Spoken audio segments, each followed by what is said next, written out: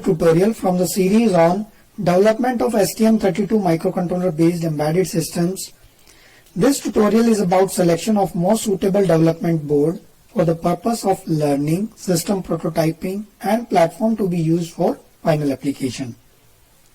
This will help the embedded system engineers to understand the types of boards available in the market and how to select a suitable board for various applications. So let's get on with this tutorial. The presentation flows like this. First, we will help you with the selection of the mind and heart of the development board, that is microcontroller. The selection depends on various factors highlighted in this slide. Current embedded market is flooded with numerous types of development boards. A brief comparison of various categories of development boards is presented next. After understanding the development category in which an engineer falls, he needs to select a board most suitable to his requirement. A list of most important factors to be considered for the selection is presented towards the end. In the last, we will revisit the important concepts discussed in this tutorial. Microcontroller selection is central to this whole idea of embedded system development. Hence, this should be done very carefully so as to reduce the chances of making mistakes in subsequent steps. The most important parameter to be considered for the selection of a particular microcontroller is a correct and complete capturing of all the user or system requirements. This includes numbers and type of external interfaces, GPIO lines, flash and RAM size, ADC capabilities, etc. Cost plays an important role in the selection if the system is to be manufactured in large numbers. Then, long-term availability of the microcontroller is another factor to be considered to rule out any obsolescence-related issues and handling legacy support. Ease of handling of the IC refers to mechanical and electrical properties like size, pitch, and soldering mechanism for correct usage. Reputation and market presence of the OEM also generates a kind of confidence in the users related to quality of the controller and availability of the technical support. Finally, the library support for various peripherals can make the life of the programmer very easy. All this can ensure the quickest time to market for the system.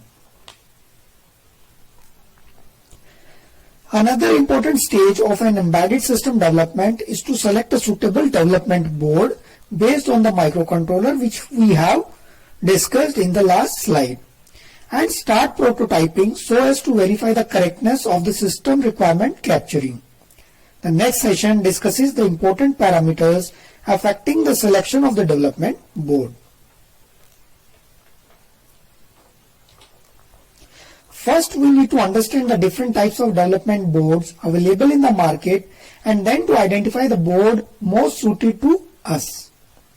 There are basically three types of development boards: OEM provided boards, third-party boards, and custom application boards. OEM provided boards are best for beginners as they provide the complete solution in terms of board, programmer, and associated toolchain. Third-party boards are suitable for prototyping as they have many sensors and devices provided on the board for application development. They, however, uses combination of development tools provided by different vendors, making it slightly difficult for not so experienced developers. Custom board is the final actual board to be used for the application. This is preferred over other types of boards by experienced and professional developers. On the right hand side is a powerful custom board designed by our team for physical environment logging applications. The important parameters to be considered for the development board selection are like this. Hardware feature mapping onto the user requirements is must for the board selection. Toolchain support is very important as this ensures the development of a most efficient, optimized and bug-free code for the application. It should support iterations for code improvement in the fastest possible manner. Then the program downloading capability debugging capabilities, and online support are required for making software development easiest. The necessary documents like board connectivity details and schematics are must for proper and full utilization of the board. Also, the features like battery powered and mounting options plays an important role in the deployment of the board as final system. So now we have understood the selection of a development board starts with the selection of a microcontroller having the required interfaces and processing capability. The toolchain support and devices provided on board are the deciding factors for the board selection. It is also affected by the board power up and mounting options. Mechanical properties like shape, size and weight decide the suitability of the board in various operational environments. Hope you liked the tutorial.